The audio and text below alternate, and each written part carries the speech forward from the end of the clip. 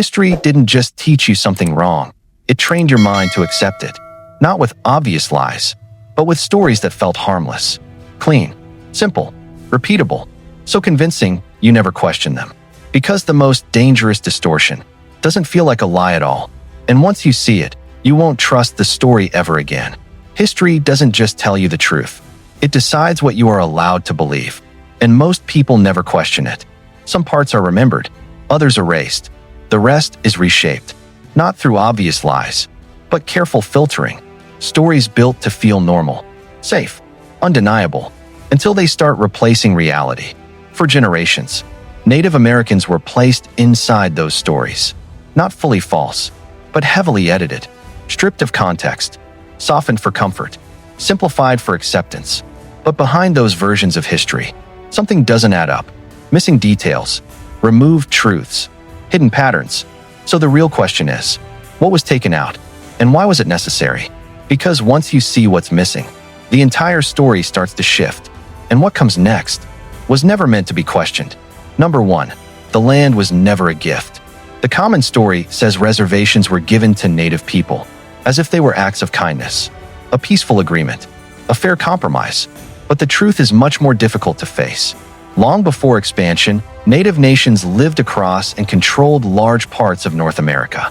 These lands were their homes, their sources of food, their identity, and their history.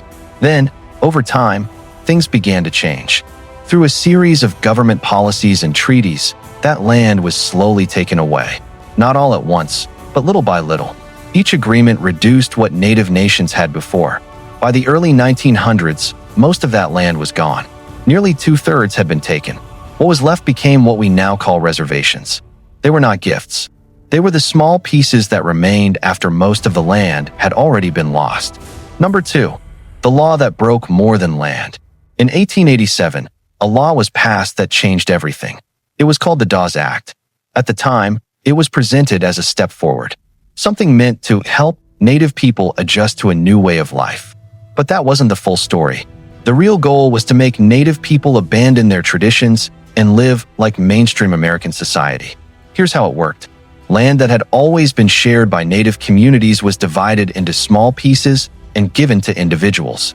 This broke up the way tribes had lived for generations. Tribal leadership and systems became weaker. Communities that once acted as one were now split apart. And then came the most damaging part. Any land that was left over after this division was called extra land, but it wasn't returned to Native families. It was sold to outsiders. So this law didn't just take land. It changed how people lived, how they connected, and how they saw themselves. It was an attempt to break identity and reshape it into something easier to control. This content is for educational purposes only. It is meant to share parts of history based on recorded research. It does not cover every experience or speak for all Native communities. Number 3, the $24 myth that never made sense. You've probably heard this story before. That Manhattan was bought for just $24. It sounds shocking, almost impossible.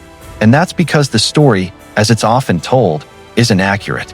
First, the deal didn't involve cash like we think of today. It was based on trade goods items like tools, cloth, and other materials. But the bigger misunderstanding is about how land was viewed. For many Native groups, land wasn't something a person could own forever. It wasn't property in the modern sense. It was something shared, something people lived on, used, and respected. So what was written down as a sale may not have meant the same thing to both sides. To the Europeans, it looked like a permanent purchase. To the Native people involved, it may have been an agreement to share or use the land. That's why the idea of Manhattan being sold for $24 doesn't really make sense. It's not just about the price. It's about two completely different ways of understanding land. Number 4, history did not begin with arrival. There's a quiet idea in many history books that everything began when Europeans arrived. But that isn't true. Long before that moment, Native people had already lived on the land for thousands of years, more than 13,000. They had their own societies, cultures, and ways of understanding the world. They built communities. They developed knowledge about nature, medicine, and survival. They passed down history through stories, traditions, and memory. The only difference is how those stories were kept. They were not always written in books like European records. Because of that, they were often overlooked or ignored. But those histories existed, and they began long before anyone arrived from across the ocean. Number 5. The mystical native was a construct. Another common story describes Native Americans as deeply spiritual, closely connected to nature, almost beyond ordinary life. It may sound respectful at first, but it's still a stereotype, because it turns real people into a single, simple image. In reality, Native communities are diverse just like any other group of people. They have different beliefs, different ways of living, different experiences and perspectives. No single description can represent them all. So this idea wasn't really about understanding or respect.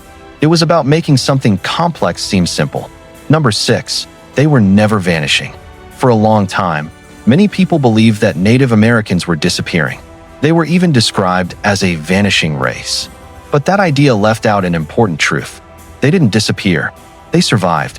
They continued through forced movement from their lands, through laws and systems that tried to change their way of life, through efforts that tried to erase their identity. And despite all of that, they are still here. Today, Native communities continue to live, grow, and adapt. They are not relics of the past. They are present, changing, evolving, and telling their own stories. Number 7. They were never one people. The term Native American can sound like it describes a single group, but it never did. There are hundreds of distinct nations, each with its own language, traditions, leadership, and way of life. For example, the Muwekma Ohlone tribe is just one community among many. Each nation has its own history, its own identity, its own voice. So grouping them all into one label doesn't reflect reality. It oversimplifies something much more complex. It wasn't accurate. It was just easier. Closing reflection. These weren't just misunderstandings. They were stories that were told again and again. Simplified, repeated, accepted. Because simple stories are easier to share. But the truth is different. It has layers. It is complex. And sometimes it is uncomfortable to face. And once you start to question those stories, you begin to see something deeper. History is not only about what happened. It is also about what people chose to remember and what was left out. Thanks for watching. Mode Hub Tales brings untold history to life. Subscribe now to uncover more hidden stories that shaped the world.